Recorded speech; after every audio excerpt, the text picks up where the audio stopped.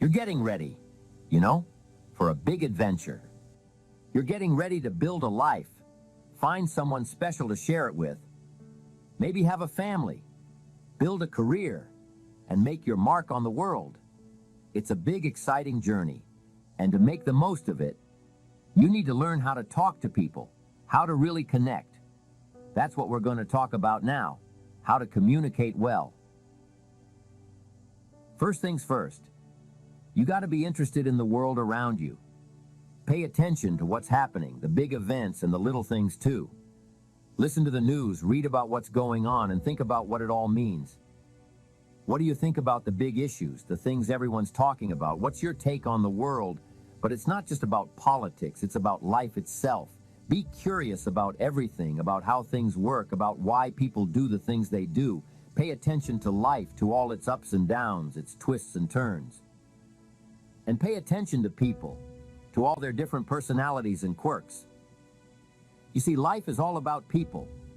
You'll meet all kinds of folks, people of all ages, with different opinions and ways of seeing the world.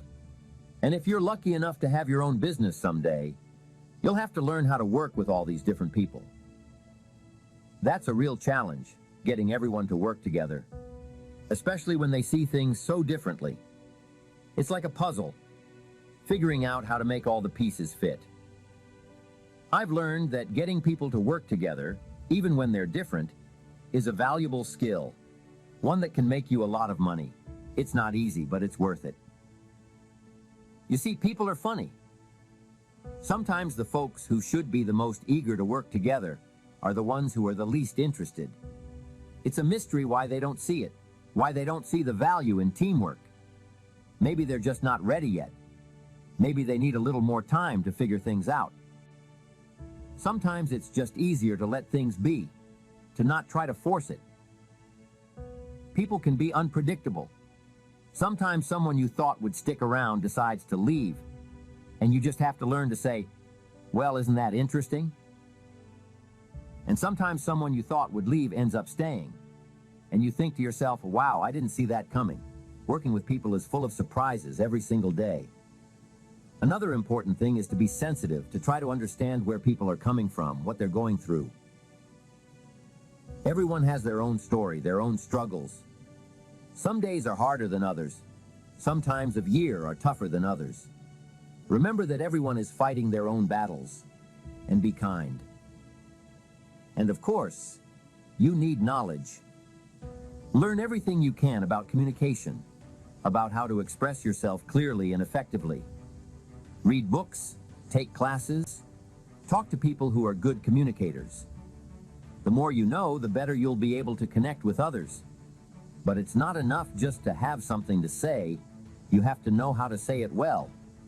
You can't just mumble. You have to speak clearly and confidently.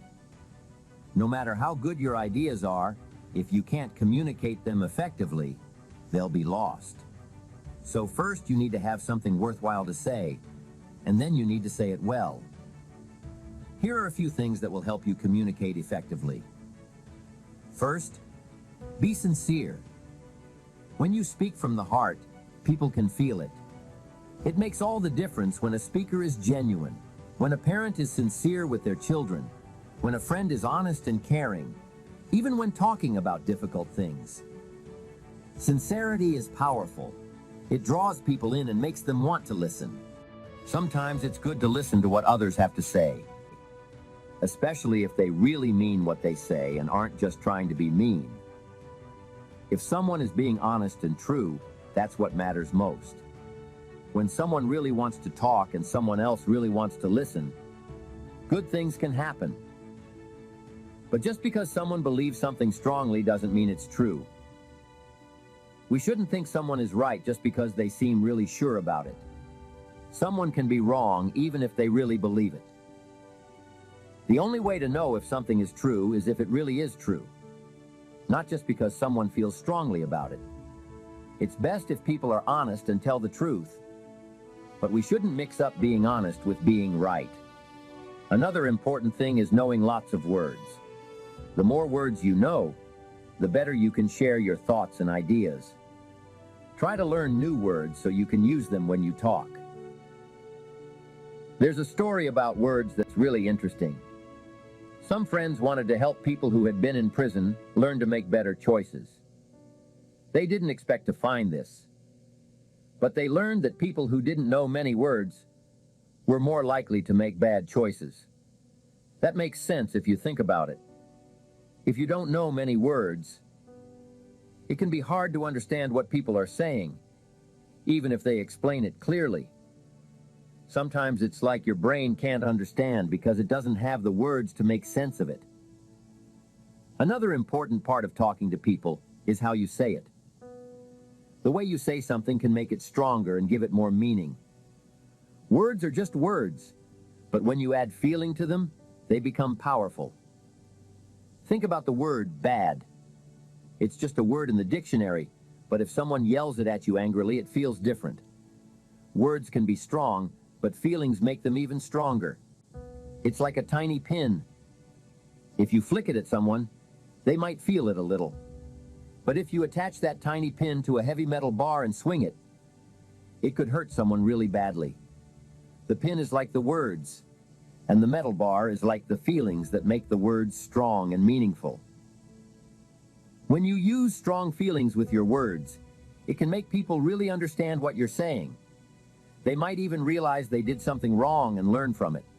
Words can be strong, like a punch to your heart or a flash in your mind. They can make you see things in a new way. Words mixed with feelings are even stronger. But be careful. You have to use feelings the right way, like a little bit of spice in your food. Too much spice can ruin the whole meal. Choose your words carefully and let your feelings show, but not too much. It's like using a big cannon to scare away a little bug. You might scare it away, but you also might blow it to pieces. One time a man told me he gave a big speech and scared everyone away. He was proud of it, but I asked him, "Where are they now? You scared them all away." You don't need to scare people away. You just need to talk to them in a way that makes sense. Use your feelings, but not too much. Men might need to use a bit more feeling, and women might need to use a bit less. We all need to find the right balance, whether we're talking to our friends, selling something, or talking to a child. Just enough feeling, not too much. It's amazing how much better you can talk to people if you just pay attention to how you use your feelings. You'll start to understand things you didn't before, see things you didn't before, and notice things you didn't before. You'll be so much better at talking to people. It's like magic. All your feelings and all the things that have happened to you make up who you are. Keep those feelings and memories close, like tools in a toolbox, because you'll need them when you talk to people. When you talk to someone, the first thing you need to do is connect with them. That means showing them that you understand them, that you're like them in some way. It's easy for two men to connect or two women to connect because they understand each other's experiences. But what about a grown-up talking to a child? That's a big difference, like a long bridge between them. How can a grown-up connect with a child? How can they build a bridge so they can have a good talk? Here's one way. Remember what it was like to be a child. The child can't remember being a grown-up, but the grown-up can remember being a child. I remember what it was like to be 12 years old, almost every day.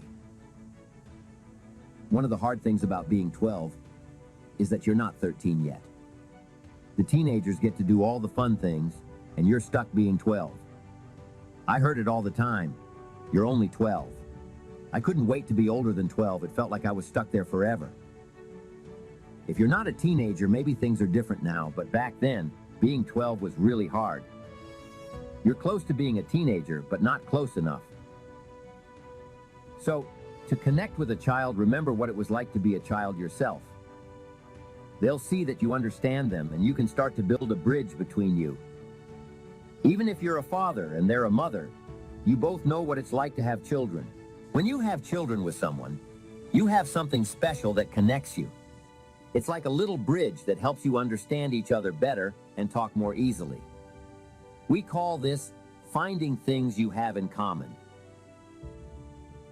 Another important thing for good talking is to focus on the problem, not the person. This is a tricky thing to do.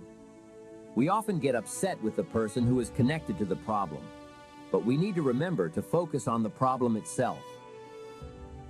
Think about a doctor. We don't want the doctor to be mad at the sick person. We want the doctor to focus on the sickness, to try their best to make the person healthy again. We want the doctor to be very careful and skillful, like a surgeon. This is really important because sometimes people get hurt when we're not careful with our words. Just like a surgeon operates on a heart very gently, we need to be gentle with people's feelings. You wouldn't want a doctor to use a big rough tool on your heart. Some people are rough and careless with their words, especially when talking about important things. But we need to remember to be kind and gentle, like a doctor trying to help someone get better. This is important even when talking to your children. You can say, "I love you very much, but I don't like what's happening. I'm not upset with you, just with what you're doing." Sometimes God feels this way too. God loves us, but doesn't like the bad things we do. Since we are connected to the things we do, we might think God is upset with us. But God says, "No, I want to be clear. I'm not upset with you. I love you, but I don't like the bad things you're doing. They will hurt you and lead you away from me. I don't like the bad things that are controlling you and hurting you. I don't like the enemy, but I love you." If you talk to your children this way, they will understand what you're unhappy with as long as they know you love them. Sometimes you just have to say it clearly. "I'm not upset with you, but I'm upset with what's happening. I don't like what I see. I don't like what's going on. It makes me sad. I'm happy with you, but not with this." When you explain things clearly like this, it helps people understand. It's a powerful way to talk. Change how you talk depending on the situation and how people are feeling. Make sure your words and feelings match what's happening. Talking is a skill. Don't be lazy with it. The rewards are great, whether it's at work, at home with your family, or talking with your spouse. Try to get better at using your words and feelings to connect with people. We can all get better at this. Don't settle for less than you can be. Imagine reaching the end of your life and realizing you only lived a tiny part of what you could have. The person you could have been, the things you could have done, all slipped away. It takes effort to learn and grow, but trust me, it's worth it. Go to that class, read that book, practice that skill. Whether it's leading a team, talking to people, speaking well, or understanding business, take the time to learn it now. Here's the last important thing for a good life: learning how to truly live. A wise man taught me this when I was young. He called it lifestyle, figuring out how to live in a way that makes you happy. It's about enjoying what you have right now. It's sad to see someone with a lot of money, but no joy in their life. Imagine a man in a fancy house, but he's still the same unhappy person inside. That's what we want to avoid. Learn how to use your money to bring you happiness. This wise man taught me simple things like tipping. I came from a small town and didn't know much about it. He explained that tip comes from to ensure promptness. Think about it. If a tip is to make sure things happen quickly, when should you give it? Before, not after. You give it to make sure you get good service. He said, people who know how to live well make sure they get good service. It's a small part of learning how to live well, enjoying your family, your money, your time, and even your own thoughts. Think about what your family needs and do it with a happy heart, not a grumpy one. Find joy in what you have right now. Many people think, if I had more money, I'd be happier. But happiness is something you have to work on, just like anything else. Money alone won't make you happy. So here are the 7 important things for a good life. Have goals, make a plan to reach them, know how to use what you have, plan your work time, keep learning new things, spend time with good people, and learn how to truly live. If you do these things, I promise your life will be good. Thank you for listening to me. I hope these ideas from my own life have been helpful to you.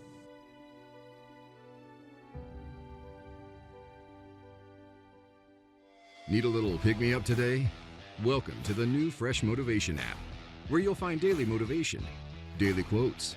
Listen to your favorite speeches in the background or with a black screen, so nothing interrupts your motivational moment, where you can create your personal profile, create playlists of your favorite speeches and quotes, add personal notes, and start setting goals. Fresh Motivation, the home of motivation. Get it now for free on Google Play.